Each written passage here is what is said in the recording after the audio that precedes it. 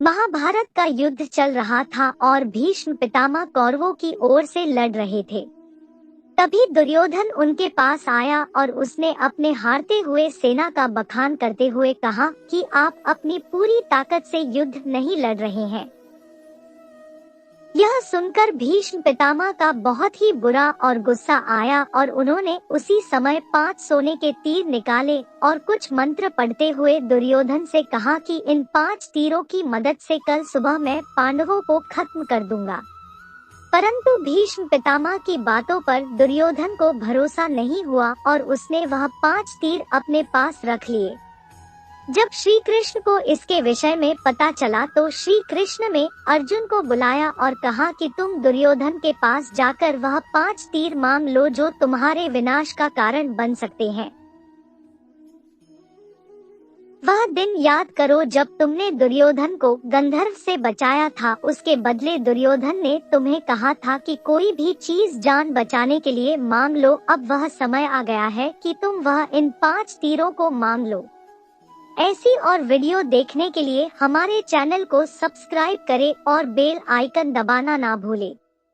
अर्जुन गए और उन्होंने दुर्योधन से वह तीर मांगे और वह बचपन याद दिलाया। एक क्षत्रिय होने के नाते दुर्योधन को वह 5 तीर अर्जुन को देने पड़े। यह बात तो सत्य है कि महाभारत की सबसे मुख्य कहानी गीता सार है, जो भगवान श्री कृष्ण ने अर्जुन को युद्ध क्षेत्र के मध्य में सुनाया था। भले ही अर्जुन को युद्ध के लिए प्रेरित करने के लिए श्री कृष्ण ने गीता के उपदेश दिए, परंतु असली में जीवन के हर एक प्रश्न का उत्तर है भगवद गीता। जो व्यक्ति आज भी गीता के हर एक चीज को पढ़ ले वह जीवन में हर प्रश्न का उत्तर दे सकता है।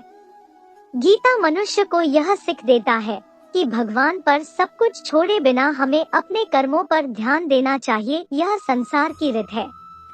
यह बात उस समय की है जब कुरुक्षेत्र में कौरवों और पांडवों के बीच युद्ध चल रहा था।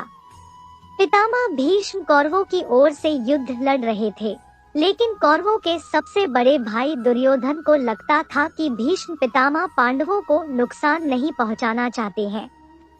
दुर्योधन का मानना था कि पितामह भीष्म बहुत शक्तिशाली है और पांडवों को मारना उनके लिए बहुत आसान है। यदि आप हमें सब्सक्राइब नहीं कर रहे हैं तो शायद आप बेहतरीन चीजें छोड़ रहे हैं, इसलिए चैनल को अभी सब्सक्राइब करें। इसी सोच में डूबा दुर्योधन भीष्म पितामह के पास पहुंचा। दुर्योधन ने पितामह से कहा कि आप पांडवों को मारना नहीं चाहते, इसीलिए आप किसी शक्तिशाली हथियार का इस्तेमाल नहीं कर रहे हैं। दुर्योधन की बात सुनकर भीष्म बोले, अगर तुम्हें ऐसा लगता है तो मैं कल ही 5 पांडवों को मार गिराऊंगा। मेरे पास 5 चमत्कारी तीर हैं, जिनका उपयोग मैं कल युद्ध में करूंगा। भीष्म पितामह की बात सुनकर दुर्योधन बोला, मुझे आप पर भरोसा नहीं है, इसलिए आप ये 5 चमत्कारी तीर मुझे दे दीजिए। मैं इन्हें अपने कमरे में सुरक्षित रखूंगा। भीष्म ने वो 5 तीर दुर्योधन को दे दिए। यह बात उस समय की है जब कुरुक्षेत्र में कौरवों और पांडवों के बीच युद्ध चल रहा था।